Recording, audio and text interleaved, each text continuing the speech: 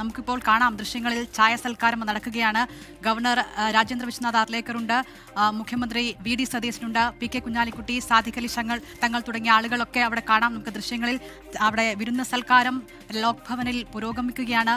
മന്ത്രിമാരും മറ്റ് UDF-ന്റെ പ്രധാനപ്പെട്ട നേതാക്കളുമെല്ലാം ഈ സൽക്കാരത്തിൽ പങ്കെടുക്കുന്നുണ്ട്.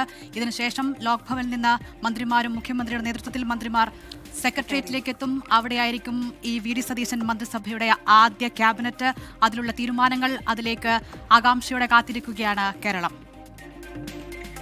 അതെ, ഇപ്പോൾ മന്ത്രി PC വിഷ്ണുനാഥിന്റെ ഒരു പ്രതികരണം ലഭ്യമാകുന്നുണ്ട്, അതിലേക്ക്.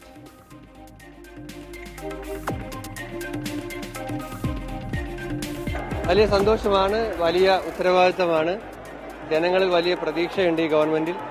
അപ്പം ആ പ്രതീക്ഷകൾക്ക് ഉയർന്നുകൊണ്ട് പ്രവർത്തിക്കുക എന്നുള്ള കടമയാണ്. ഇന്നിപ്പോൾ കണ്ട ഒരു വലിയ ആവേശമുണ്ടല്ലോ, ഈ ആവേശം തെരഞ്ഞെടുപ്പ് കാലം മുതലുള്ള ആവേശമാണ്. ഈ ആവേശത്തെ നിലനിർത്തുക, ഈ ആവേശം നൽകുന്ന ഉത്തരവാദിത്തങ്ങൾ ഏറ്റെടുക്കുക, അതാണ് ഞങ്ങളുടെ മുമ്പിലുള്ള ഒന്നാമത്തെ ദൗത്യം. അല്ല, ഇപ്പോൾ ഗവൺമെന്റ് എന്ന് പറയുന്ന നിലയിൽ ഞങ്ങൾക്കിപ്പോൾ ഞങ്ങൾ തന്നെ പ്രതിപക്ഷത്തിരുന്ന് പറഞ്ഞ കുറേ കാര്യങ്ങളുണ്ട്. അപ്പോൾ അതെല്ലാം ജനങ്ങളോട് പറഞ്ഞു തന്നെയാണ് ഞങ്ങൾ ജനങ്ങളെ സമീപിച്ചത്.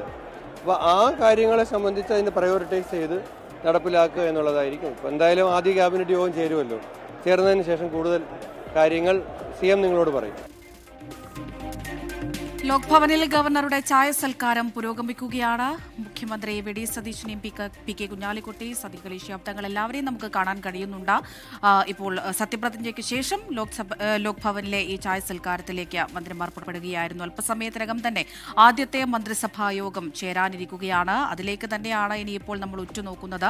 ഈ പറഞ്ഞതുപോലെ പ്രകടന പത്രികയിലുള്ള ഇന്ദിരാ ഗ്യാരണ്ടി, അത് ഏതൊക്കെ കാര്യങ്ങളായിരിക്കും ഈ ഇന്നത്തെ ആദ്യത്തെ മന്ത്രിസഭാ യോഗത്തിൽ തീരുമാനമാകുന്നത് എന്നുള്ള കാര്യമാണ് അറിയേണ്ടിയിരിക്കുന്നത്. ജനപ്രിയ പ്രഖ്യാപനങ്ങളാണ് തെരഞ്ഞെടുപ്പിന് സമയത്ത് UDF മുന്നോട്ട് വച്ചിട്ടുണ്ടായിരുന്നത്. ഈ ആശമാരുടെ ഓണറേറിയം വർദ്ധിപ്പിക്കുമോ എന്നുള്ളൊരു ചോദ്യം നിലനിൽക്കുന്നുണ്ട്. ഒപ്പം തന്നെ UDF സർക്കാർ അധികാരത്തിൽ വന്നാൽ സ്ത്രീകൾക്ക് സൗജന്യ KSRTC യാത്ര എന്നുള്ള കാര്യം, അത് വളരെ സന്തോഷത്തോടു കൂടിയാണ് നമ്മളെല്ലാവരും തന്നെ ഏറ്റെടുത്തിട്ടുണ്ടായിരുന്നത്. വിജയത്തിന് പിന്നാലെ തന്നെ BJPയുടെ ഭാഗത്ത് നിന്ന് എന്തുകൊണ്ട് ഇത് നടപ്പാക്കുന്നില്ല എന്നുള്ളൊരു ആവശ്യം ഉന്നയിച്ചുകൊണ്ടുള്ള പ്രതിഷേധം ഉൾപ്പെടെ നമ്മൾ കണ്ടിട്ടുണ്ടായിരുന്നു. അപ്പോൾ ഇന്നത്തെ ആദ്യ മന്ത്രിസഭാ യോഗത്തിന് ശേഷം ഏതൊക്കെ തീരുമാനങ്ങൾ നടപ്പിലാക്കാനിരിക്കുന്നു എന്നുള്ള കാര്യം അറിയേണ്ടതുണ്ട്. ആ ഒരു തീരുമാനത്തിന് തന്നെയാണ് നമ്മൾ ഇനിയിപ്പോൾ ഉറ്റുനോക്കിക്കൊണ്ടിരിക്കുന്നത്. അല്പസമയത്തിനകം തന്നെ ഗവർണറുടെ ലോക് ഭവനിലെ ചായ സൽക്കാരത്തിന് ശേഷം മുഖ്യമന്ത്രിയും മന്ത്രിമാരും സെക്രട്ടേറിയറ്റിലേക്ക് പുറപ്പെടും. അവിടെ ക്യാബിനറ്റ് യോഗം ആരംഭിക്കും.